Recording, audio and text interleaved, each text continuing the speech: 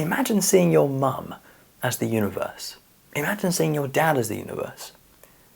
It sounds weird, but this is what happens after a while on the spiritual path. If you are actually serious and you're committed to doing proper work on yourself, proper deep spiritual work, what happens is you have consciousness shifts.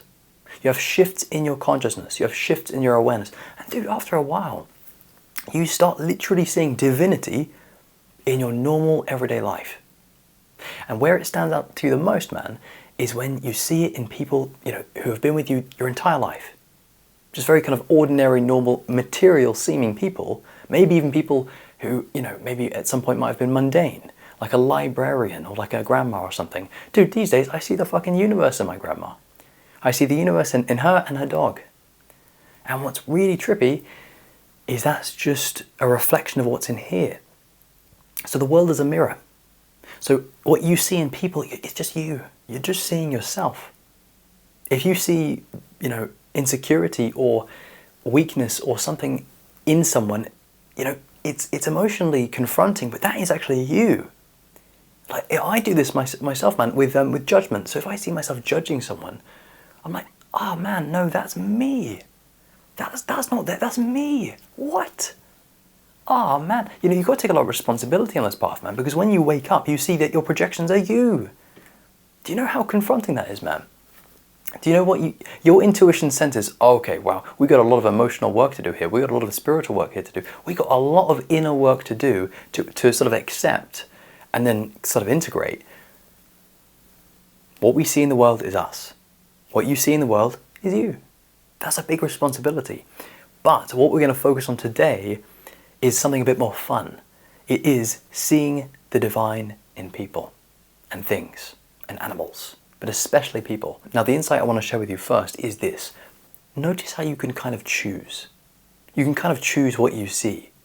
For example, most of your life, you've probably seen ego or yourself in them, kind of egoic level. Maybe you see your insecurities in the person. Maybe you see your own baggage in the person.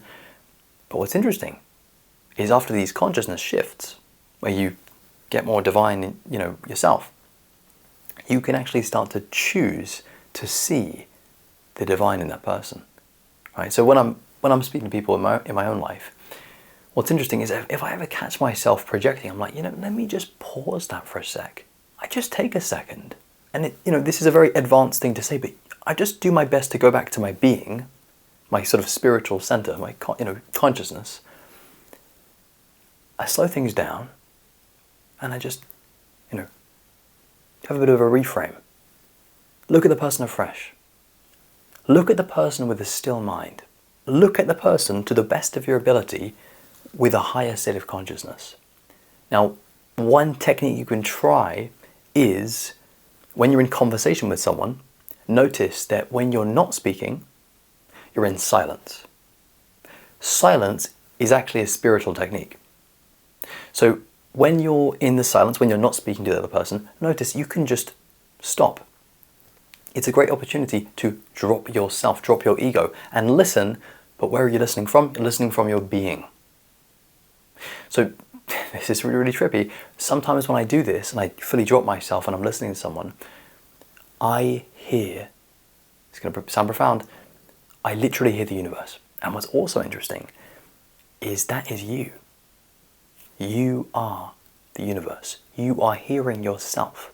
One thing I don't emphasize as much as I could, which I will try to with these videos, is that, consciousness, which is your consciousness, it's one. It's one. Stop. Don't try to understand this with your mind. Like, drop your mind. Try to feel this intuitively. Try to sense that your experience is absolute.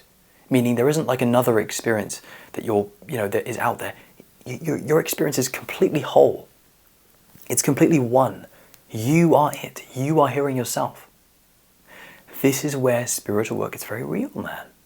It's where you hear and see yourself as the universe, in other people, on phone calls, in your grandma's dog, in everything. And I've got a cherry on the top insight for us. Every time you have this mild awakening or partial awakening or just slight awakening experience, and you hear yourself or you hear the universe as yourself, remember in that moment, it's perfect. It's perfect. It's perfect. The other thing you can do when you have this like awakening or this experience of higher consciousness as you speak to someone or as you are with someone is this. It's love. It's love. Right. So what we're trying to do here with these two insights is when you have awakening experiences, we could ask the question, what do we do? Right? Like, well, we can see ourselves as the universe, like, wow. But what do we do with that? Do you just stay in that kind of trippy space, or do you come from above and do you love that? Remember, the best thing you can ever do with anything is come from above and love it unconditionally. And this is very advanced, to be fair, but what I'm suggesting you can do is, when you have an awakening experience, or even just a trippy experience, decide as God, as the universe, as you as the creator, to say, I love that. I love myself. I love myself as this form. It's very advanced, but you're taking ownership of the universe, of your experience, as yourself. That is the way to be when you have these kinds of experiences. Cool, so we actually ended up going a lot deeper than I thought we would on this topic, but it's all good.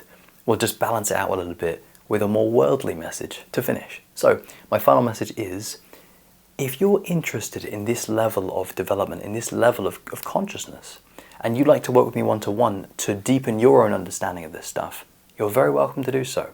There is a link in the description which you can check out. That is my website. But of course, I will leave it with you. Otherwise, man, take care, keep doing your spiritual work, and as always, my friend, peace.